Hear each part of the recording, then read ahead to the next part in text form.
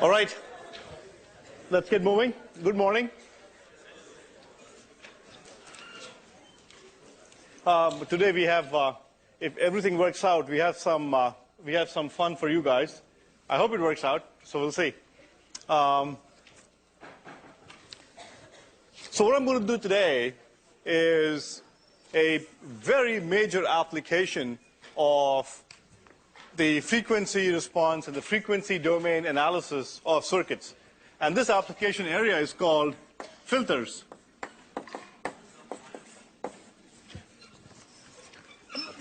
The area of filters oftentimes demands a full course or a couple of full courses all by itself. And filters are incredibly useful. They're used in virtually every electronic device in some form or another. Okay, they're used in radio tuners. We'll show you a demo of that today. They're also used in your cell phones. Every single cell phone has a set of filters. So how do you pick, for example, how do you pick a conversation? You pick a conversation by picking a certain frequency and grabbing data from there. They're also in wide area network wireless transmitters. So do we have an access point here? I don't see one, but so you've seen wireless access points. Again, they work. They have filters in them. So virtually every single electronic device contains a filter at some point or another. And so today we will look at this major application of frequency domain analysis. So before we get into that, I'd like to do a bit of review. Okay. So the readings for today correspond to chapter 14.4.2, 14.5, and 15.2 in the course notes. All right, let's start with the review.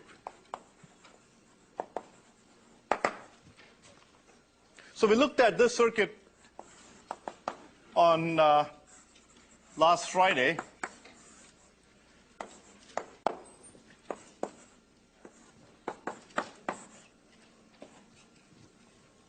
Okay, but I said that for our analysis, we're going to focus on this small region of the playground.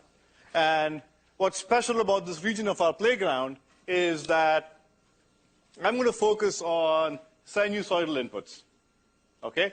And second, I'm going to focus on the steady state response. Okay, how does the response look like if I wait a long time? And then we said the time domain, the full-blown time domain analysis was hard. This was remember the agonizing approach. And then I taught you the impedance approach in the last lecture, which was blindingly simple. Okay?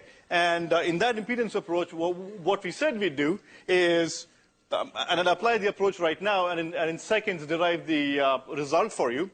But the basic idea was, we said, what we're going to do is assume that we're going to apply inputs of the form Vi e to the j omega t.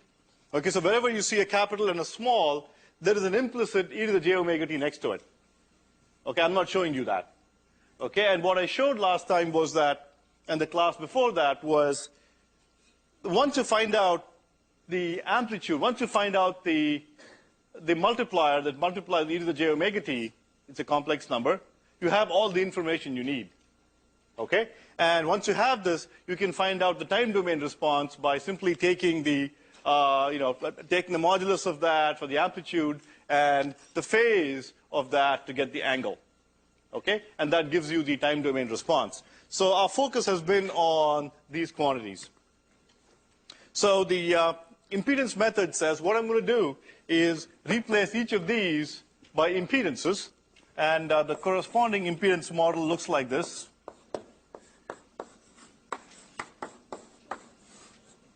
So instead of R, I replace that with ZR. And instead of the capacitor, I'm going to replace that with ZC. And this is my VC. ZR is simply R. And ZC was going to be 1 divided by SC, where S was simply a shorthand notation for j omega. So based on this, once I converted all my elements into impedances, then I can go ahead and apply all the good old linear analysis techniques. And we'll discuss a bunch of them today. So as an example, I could analyze this using my simple voltage divider relationship. So VC is simply ZC divided by ZC plus ZR times VI. Okay? And that in turn is, well, let's say I divide this by VI so I can get the response relation, is ZC divided by ZC plus ZR. And ZC I know to be 1 by j omega C plus R. Okay? And multiplying throughout by j omega C, I get 1 divided by 1 plus j omega C R. Okay, it's incredibly simple. And so this is simply the, that's called the frequency response. And it's a transfer function representing the relationship between the output complex amplitude with the input. We can also plot this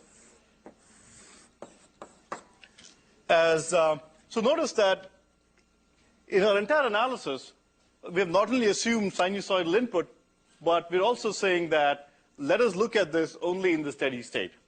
Okay, so we're going to wait for time to be really, really large and then look at the response. And so therefore, we were going to plot the response not as a function of time, okay, but rather we're going to plot the response as a function of omega. Okay, so what we're going to say is that I'm going to input a sinusoid, okay, and my output's going to be some other sinusoid. And since I'm waiting for a long time to look at the output, time doesn't make sense anymore. Rather, my free variable is going to be my frequency. So I'm going to change the frequency of the input that I apply, and so I'm going to plot this as a function of omega. So this represents a completely complementary view of circuits. The time domain view, and then there is a frequency domain view. The frequency domain view says, how does this circuit behave as I apply sinusoids of differing frequencies? Okay, so I can plot that relationship in a graph like this, and this relationship is simply given by a parameter h, the transfer function. It's a function of omega. And I can also plot the absolute value of that. And let's take a look at what it looks like. So I can look at functions like this and very quickly plot the response. Okay? I'm going to do a whole bunch of plots just by staring at circuits and staring at expressions like this, and you'll see a number of them today. So first of all, the way you plot these is look for the values when omega is very small and when omega is very large. Okay, so when omega is very, very small, this term goes away, and so for very small values of omega, the output is simply 1. VC by VI is simply 1. This part goes away. What happens when omega is very, very large? When omega is really large, this part dominates, is much greater than 1.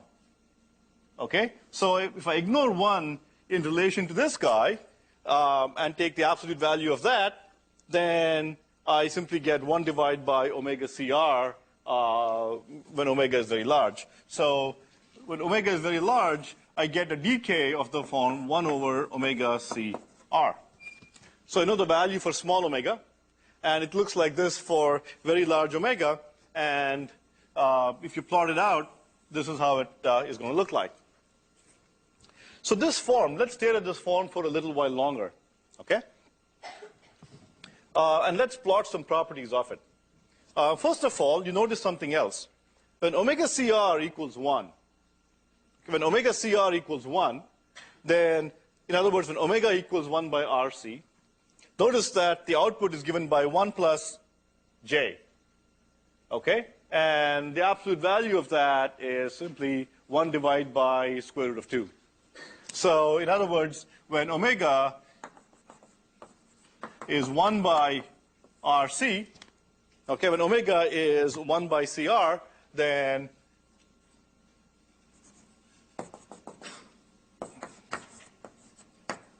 the output is 1 by square root 2 times its value when omega is very, very small. So that's one little piece of information.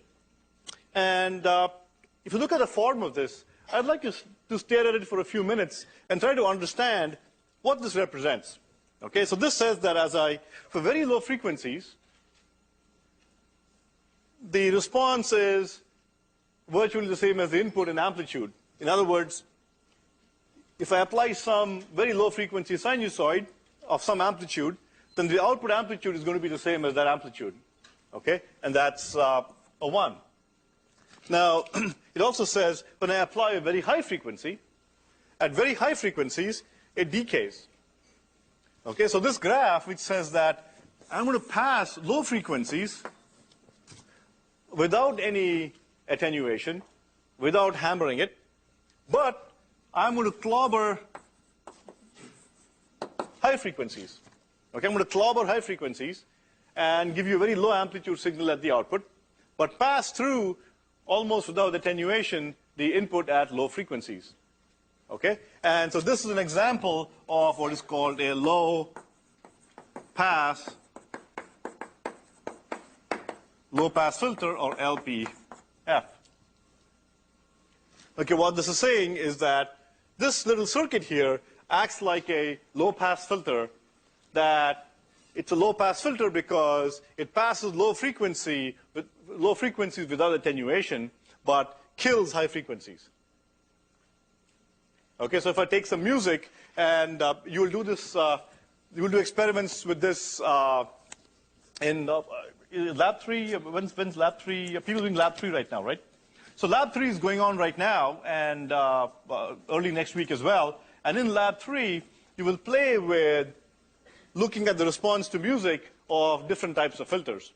So if I apply some music here, you will see that the output will pass low frequencies, but really attenuate high frequencies. So you'll hear a lot of the low-sounding bass and so on, but attenuate a lot of the high frequencies.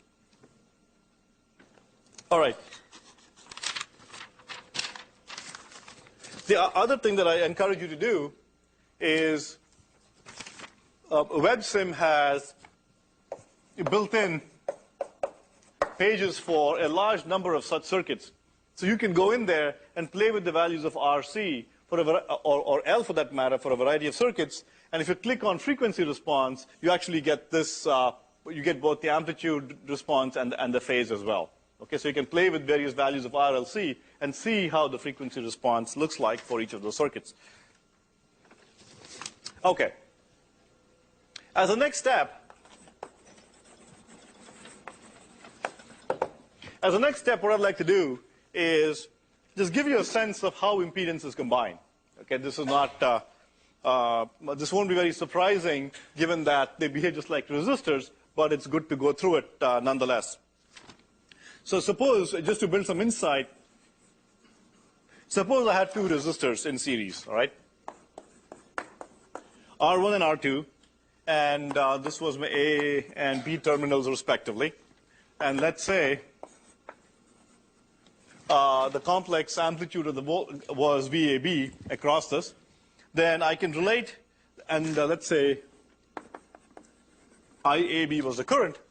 I can relate these resistances, or I can relate VAB and VAB and IAB as follows. Simply VAB divided by IAB equals R1 plus R2. Okay, I know that. And the same thing applies to R viewed as an impedance. It's still impedance is R, and so this one still goes ahead and applies. The second thing I can try is a circuit of this form, A, B, and I have an R and an L in R1 and an L in this case. And what I can do is, in the impedance model, I can view this as a impedance of value j omega L. Okay? And I can also combine them to get the impedance between A and B. Okay, much as I got a resistance between A and B, I can get an impedance between A and B as VAB divided by IAB, and that will be given by ZR1 plus ZL, and that is simply R1 plus J omega L. Similarly, I can do an even more complicated circuit. So resistance, and here I have a capacitor in series with the resistance, and then I apply inductor to it. So this is A, B, IAB, and plus minus VAB. And let me call this R1, and let me call this R2, and this is C and L. So I can go about combining these in much the same manner that I combined my resistances in the series parallel simplifications. So I can define an impedance ZAB between the A and B terminals as ZR1, okay, plus Z of this combination, impedance of this combination, which is simply impedance of C and that of R2 in parallel with each other. So I get ZC in parallel with ZR2. Notice that this notation simply says that look at the impedance of the capacitor in parallel with a resistor. And then finally, I add to that the series impedance of the inductor, ZL. Okay, exactly as you would have done for resistances. If all of these were resistances, you would have said R of this piece plus the R of the parallel combination plus the R of whatever was here. This time around we have impedances. And replacing this with the values, this is R1. Okay? I know for ZL, it's J omega L.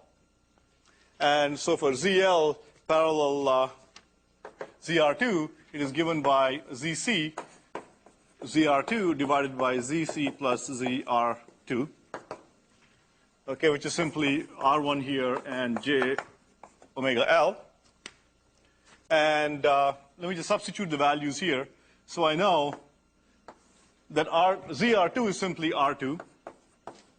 ZC is 1 by J omega C, and then 1 by J omega C plus R2. And I can go ahead and simplify that further and get my impedance ZAB. So notice how simple our analysis has become. Okay,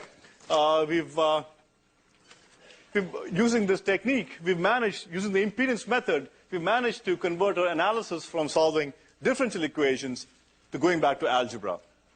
Okay, so a large part of what we do in circuits is see how we can get back to really simple algebra and try to be clever about how we do things. Okay, so this is as far as analysis is concerned. In the next 5 minutes, I want to give you some insight into how you can build different kinds of impedances.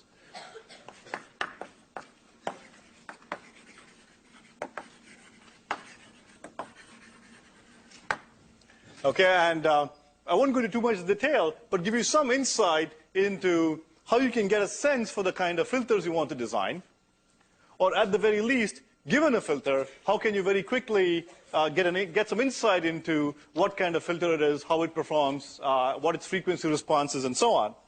And this time around, this piece of intuition will be in honor of humans. And back to a Bend It Like Beckham series, I call this Unleash It Like Humans. Okay? So what experts in the field do is they don't go about sitting around writing differential equations, but rather use a lot of insight into how they solve these things. And so in honor of humans, I'll label this Unleash It Like Humans. So let's get some insight into how the response of various elements look like. So let's take, for example, I have some impedance Z. Okay? Let's say this could be a resistor. It could be a resistor. It could be an inductor. Or it could be a capacitor. Okay, let's take a look at what the frequency response of just these elements look like. In other words, what is the frequency dependence of Z itself Okay, let me just plot the impedance of each of these elements as a function of frequency. Okay, let me just take the absolute value of that impedance. Notice that it's a complex number. For the inductor, it's j omega L. And let me take the absolute value, omega L in that case, and plot it for you. And use that to develop some insight. So let's do a simple case first. If Z is a resistance of value R, then no matter what the frequency, my value is going to be R. If I have an inductor of value L, then the impedance is going to look like j omega L. And so I'm going to get omega L for that. And the dependence of that simply says that for low omega, the impedance is very small. For omega 0, the impedance is 0. And it increases linearly with omega. Okay, so it's omega L for the inductor. Impedance increases linearly as I increase the frequency. What about for the capacitor? For the capacitor, the impedance is 1 divided by j omega c. Okay, and so therefore, I get the dependence being related to omega c, which says that for very high frequencies, the impedance is very low. But for very low frequencies, the impedance is very high, and I get a behavior pattern that looks something like this. It goes as omega c. I'm sorry, 1 by omega c. Okay? So as omega is very large, my impedance is very small. Omega is very small, my impedance goes towards that of an open circuit. Now, this is not surprising. You've known this before, right? That a capacitor behaves like an open circuit for DC. An inductor behaves like a short circuit for DC. Notice that the 0 frequency here corresponds to DC. So the capacitor looks like an open circuit for DC, very high impedance. Inductor looks like a short circuit for DC, very low impedance. And the opposite is true at very high frequencies. Well, R is a constant throughout. So let's use this to build some insight into how our circuits might look. So let me do this example.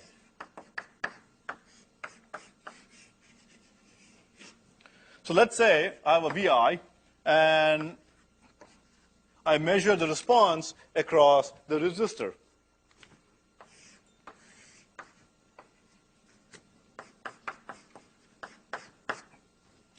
So I measure VR divided by VI, okay, and take the absolute value and take a look at how it's going to look like.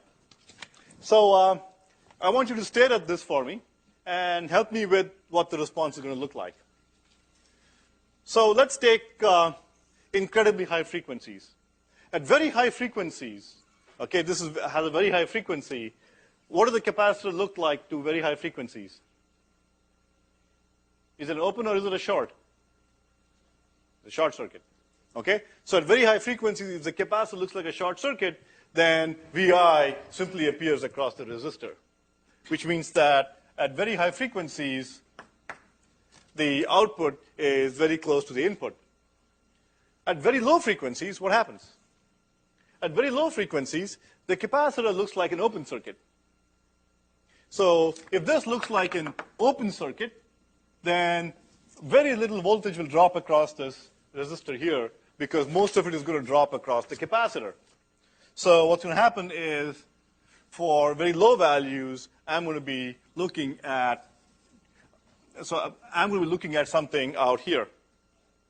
Okay, and because of that, my response looks like this. Okay, and this is of a different form than the one you saw earlier. In this case, I pass high frequencies, but attenuate low frequencies. Not surprisingly, this is called a high-pass filter.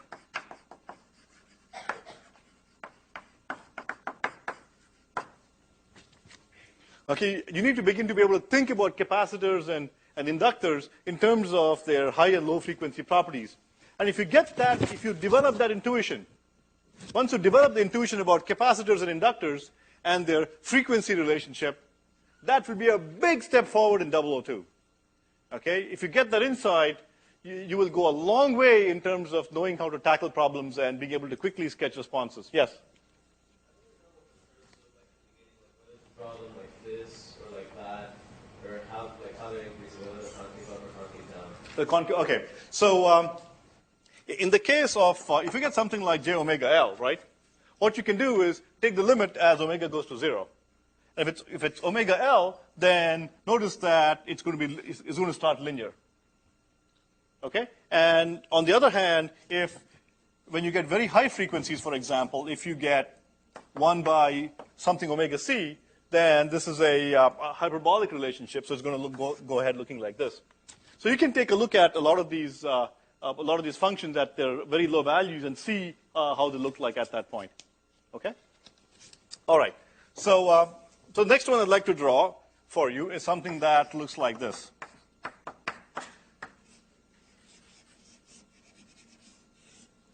So let's say, for example, I have a inductor L and a resistor R, and I want to see what that looks like. So in this particular example, I have H of take the absolute value. So what's this going to look like? I'm going to look at the value across the resistor here. So here what I'm going to find is that at very low frequencies, this guy is a short circuit. Okay, since this guy is a short circuit, all the voltage drops across the resistor, so it's going to look like this. And at very high frequencies, what I'm going to find is that the inductor is going to appear like an open circuit. And so therefore, all the voltage is going to pretty much drop across the inductor. Okay, so it'll be R divided by something plus omega L. So at high frequencies, this guy is going to taper off to 0, and so it's going to look like this. And this is back to my low-pass filter. Okay. Just to go back to the question asked earlier, is how do you know what this looks like? So I can very quickly write down the expression for H of j omega. This is simply going to be R divided by R plus, this is VR. VR is simply R divided by 1 plus j omega c. Okay? If I multiply it out by j omega c in the numerator and the denominator, I'm going to find j omega c here, and I'm going to get 1 by j omega c here. Okay? And what's going to happen with something like this is that as omega becomes very small, then I'm going to ignore this. Okay, when omega becomes very small, I can ignore this with respect to 1. Okay, and I get R j omega c. So given that, is what I've drawn here correct or wrong? So if this goes away with respect to 1, I'm left with R j omega c, right? For very low frequencies. So given what I've drawn here, is that correct or is that wrong? Well, it's hard to say. For very, very low frequencies, it starts out being linear, right?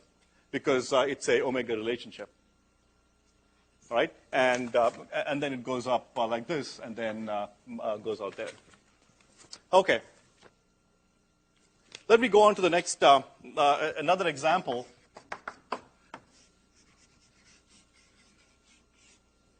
Okay, let me do another example here, which is something like, I need to make sure I don't make a mistake here. So if I get Rj omega c by Rj omega c, and you know what? This is ends up being a first order system, and so it's going to look like this. Okay, I blew it there. Okay, so back to this system here. If I have an L and an R, and I look at this equation to look at what happens across L, you can plot that again. And for very low frequencies, it's going to be 0 amplitude here. And for very high frequencies, this is going to be an open circuit. And so the response is going to look like something like this. Okay, that's going to end up being a high-pass filter. Okay. So as another example, I'd like to do a series RLC circuit.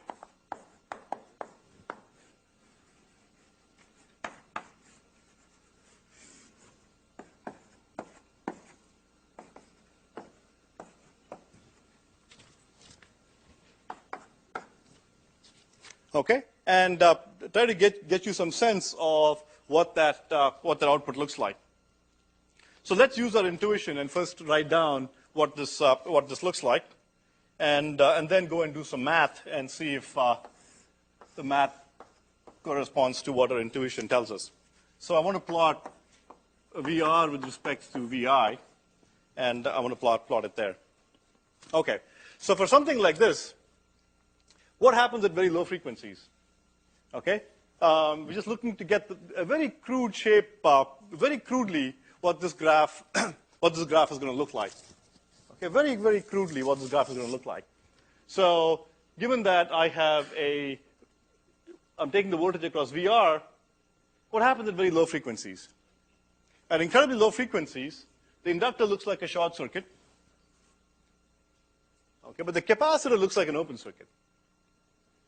Okay, it's an open circuit in series with a short circuit, ends up looking like an open circuit. And so therefore, all my voltage falls across VR. Okay, all my voltage falls across VR. Now, what happens at very high frequencies? At very high frequencies, the capacitor looks like a short. But the inductor looks like an open circuit now for very high frequencies, correct? Just remember, capacitor short for high frequencies, inductor open for high frequencies. So this ends up having a very high impedance. So at very high frequencies, this guy has a very high impedance. Okay? And because of that, I end up getting, so for a high value of frequency, I end up going in that manner. So this behavior has the effect of the capacitor here, and for very high frequencies, I get the effect of the inductor. Okay? And then, so this means that I have very low values for low frequencies, very low values for high frequencies. Okay? And as the frequency increases, I do something like this. Okay, so I keep building up, and then the inductor begins to play a role, and then I taper off again. So this kind of a filter, where I kill low and high frequencies and pass intermediate frequencies, is called a band pass filter. A band pass filter. This means that it passes frequencies in some band. Let's get some more insight on this by writing down the equations. So VR divided by VI is simply R, using the impedance relations. It's R, and divided by j omega L plus 1 divided by j omega C plus R. Okay? I'm going to use this equation later, so let me stash it away on my stack and put a little notation there. So I'm going to multiply throughout by j omega C, and what I end up getting is j omega RC divided by 1 plus R j omega RC, and then here I get j times j is minus 1, so I get minus omega squared. Let me rewrite this way. So I get minus omega squared, so jj is minus 1. Omega times omega is omega squared, and then I get an LC. Okay? That's what I end up getting. And if I take the absolute value here, I end up getting, back to your complex algebra, I get a square root of this real value squared plus imaginary value squared. So 1 minus omega squared LC, okay, plus omega RC squared. Okay, this is from, you can look it up in your complex algebra appendix in the course notes. Okay, it's simply omega RC here, and then square of the real value plus the square of the imaginary value, and take the square root of that. Okay. So by staring at this, you can notice that you realize a really important property. When omega equals LC, I'm sorry, when omega equals 1 divided by LC, what happens? When omega, square root of LC. When omega is 1 divided by square root of LC, okay, then omega squared times LC becomes 1. Okay, when this is true, then this becomes 1, and 1 and 1 cancel out. Okay, and not only that, when these cancel out, these two cancel out as well at that point. So I end up getting a 1. So which means that when omega equals omega naught equals 1 by square root of LC, okay, I end up getting a value that is 1. This is pretty amazing, which means that if I drive this at omega naught, okay, if my sinusoid here has a frequency omega naught, where omega naught is 1 by square root of LC. So if I'm sitting here, okay, and this is a black box on the right-hand side, and I drive this at a frequency omega naught equals 1 divided by square root of LC, what does this entire circuit look like to me? So I'm sitting there, the black box here, and driving it at omega naught equals 1 by square root of LC at that frequency. What does that circuit look like? Yes? It looks like a resistor. Okay, it's pretty amazing. It means that even though I have an L and a C here, if I happen to drive this at omega naught, then the circuit looks purely resistive, and it seems to have give me the same input appearing at the output. In other words, the effect of these two cancels out. Okay, and that aspect is called driving the circuit at its resonance point. Okay, resonance is when you're driving the circuit at omega naught equals 1 by square root of LC.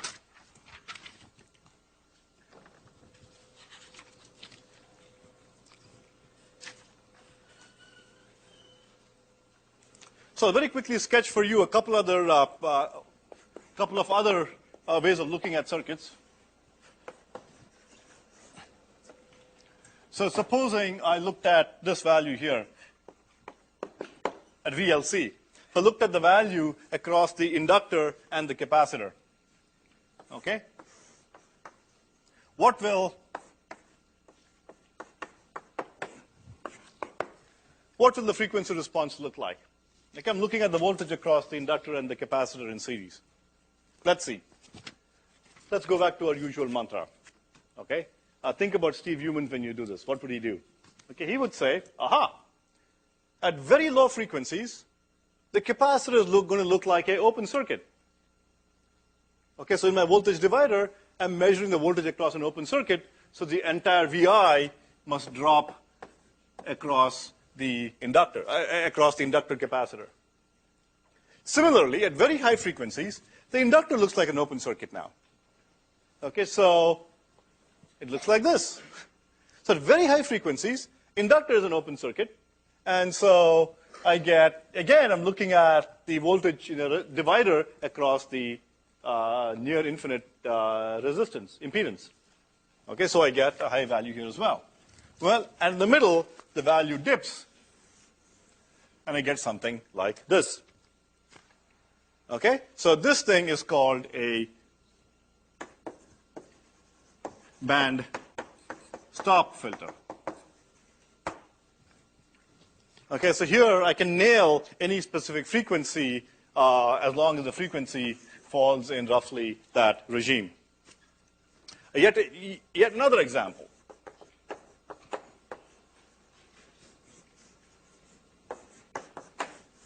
The reason I'm working out so many examples is that to experts, a large part of what they do is look at a circuit and boom, give a rough form of how it looks like. Okay, that can get you, half the way there in most of what you're going to do. So how does this look like? So if I take the voltage V naught versus VI. Well, let's take a look. At very low frequencies, the inductor looks like a short circuit, correct? So I'm taking the voltage across a short circuit, so it looks like this. At very high frequencies, I'm taking a voltage across a parallel combination, but the capacitor is now a short circuit. So that looks like a capacitor. So this looks like an inductor out here, and this is a capacitor taking holding sway here. And so somewhere in the middle, it goes up and comes down like that. So it's a bandpass filter.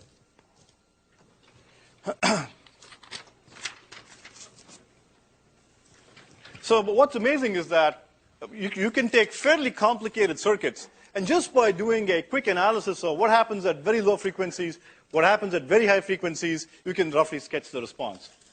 And then what you should do in addition to that is, if it's a second order circuit, just assume that it's going to do something interesting at its resonance frequency, at omega naught equals 1 by square root of LC.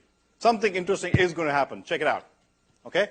And for circuits that are first order, RC or RL, the important number is the time constant RC. Okay, usually when you're driving it at 1 by RC, omega equals 1 by RC, then what happens is that you oftentimes end up getting a value that is 1 by square root 2 times the input value in the circuits we've looked at here. Okay, so next what I'm going to do is talk about a major application of filters, and that's an AM receiver. Okay, so let me do radios 101 for 30 seconds. So these guys have an antenna. Okay, you take a ground here, and then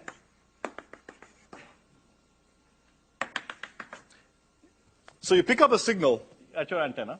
Okay, there's an implied ground as well. And what you do as a first step is you begin processing the signal now. Okay, and what we place right there is a little filter that looks like this. It's an inductor and a capacitor in parallel.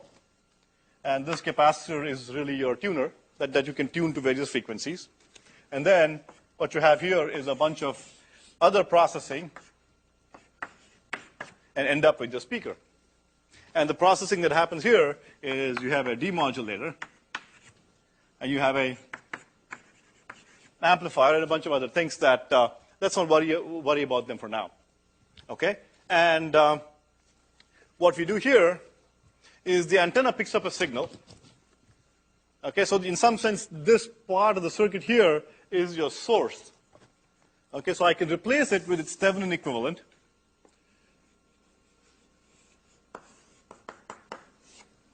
As follows.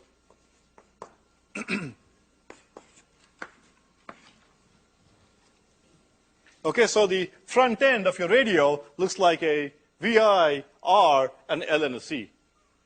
Okay, where have you seen this before? Right there. Okay, that's the front end of radios. And so let me tell you why I need a bandpass filter in a radio out here. So the way life works is as follows. So I have my frequency. Let me do this in not in radians, but in kilohertz for now. And let me plot your radio signal strength. So in the Boston area, the signals go between 540 kilohertz, and they go all the way to 1600.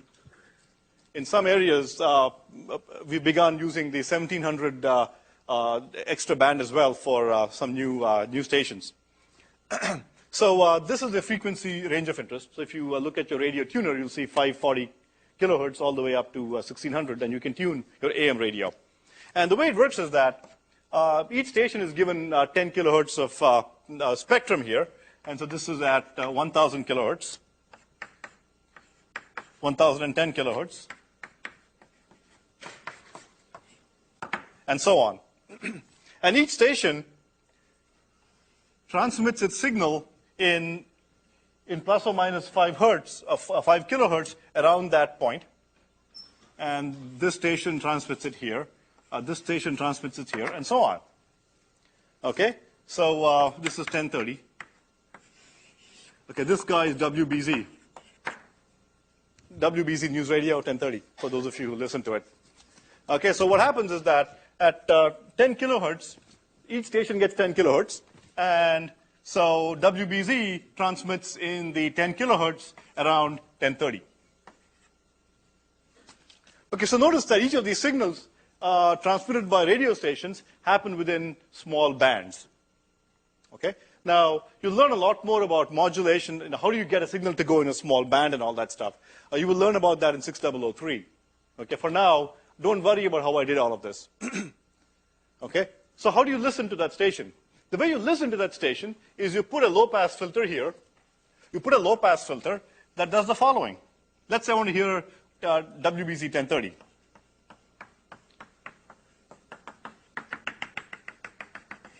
If I pass this entire signal through that filter, and if I arrange to have the omega naught of my filter at 1030, okay, if I can arrange to have the omega naught at 1030, then this is the response of my filter, and I'm going to pick out this guy and cut out everything else. Okay, I'm just going to get this. And that is...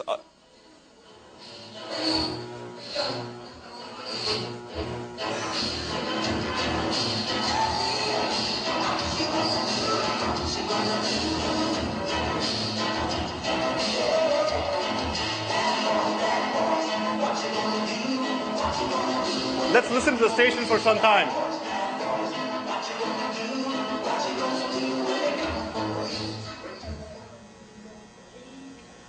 This is WBUF.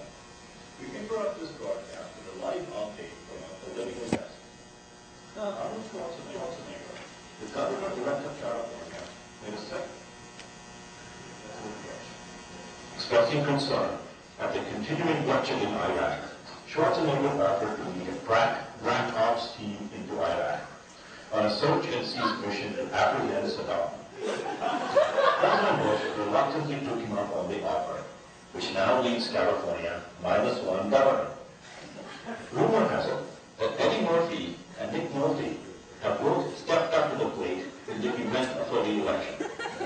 And yes, California is in for yet another 48 hours. This is Sam Gallagher from WBUF. Okay.